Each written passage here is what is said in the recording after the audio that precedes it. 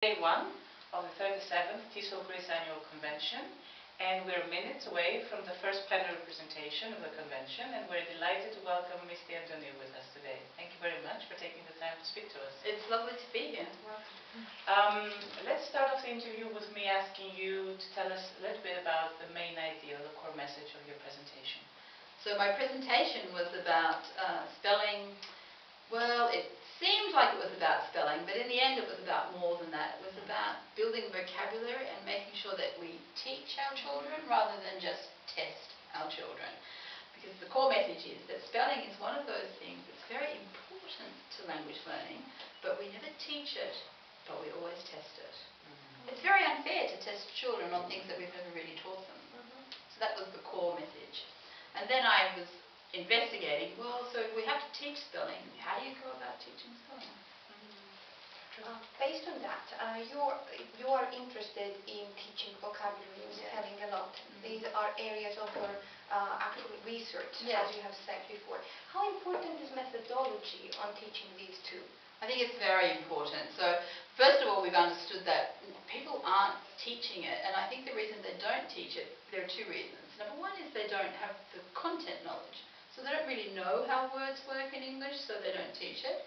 But the second is they might know how words work from linguistics, for example, but they don't know how to change that into teaching that's interesting for children.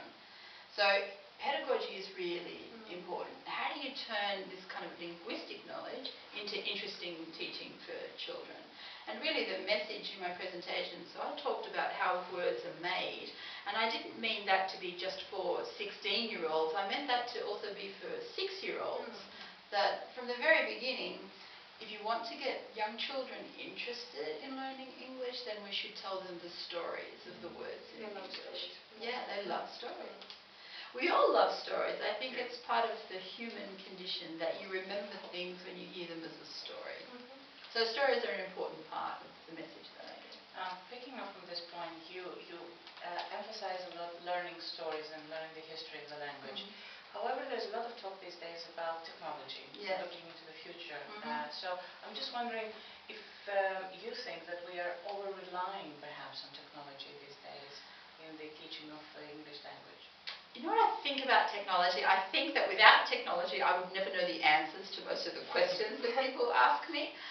But in the end, technology isn't going to help me with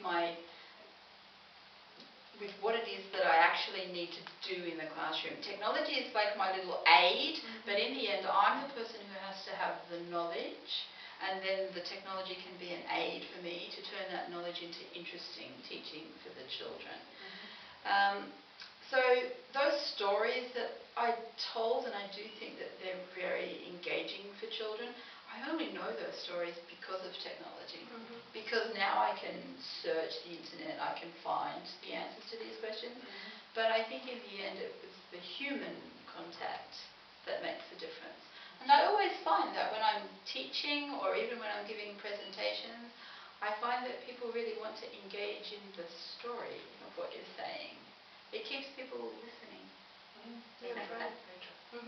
You closed your plenary talk with saying, let's start the revolution. Yes. What would be the ideal motto for an educational revolution?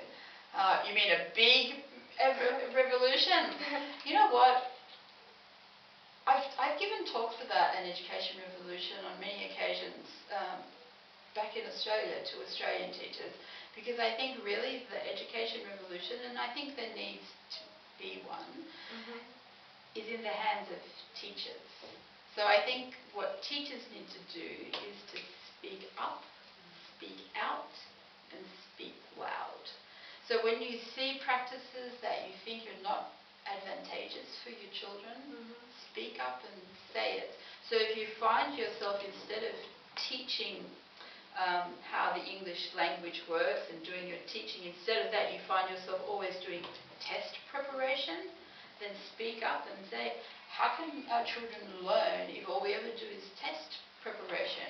When will they ever actually learn?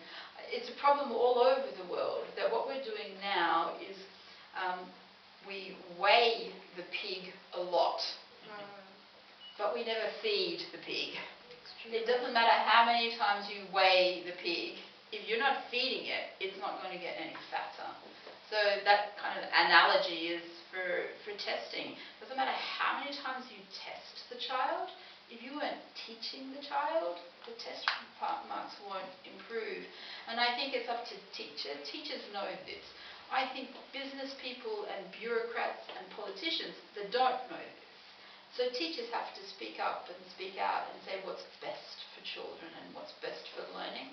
So that's how a revolution starts, by having organisations like TESOL Greens that are professional associations for teachers.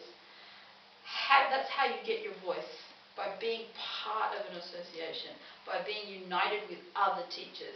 When you're by yourself teaching English in a school, you can feel very isolated. But when you join with other professionals, you can build a voice. That's how revolutions start. That's right. You definitely spoke up today, and you spoke out, and you inspired us. So thank you very much also for the interview and for your excellent plenary talk. Thank you very much. Thank you.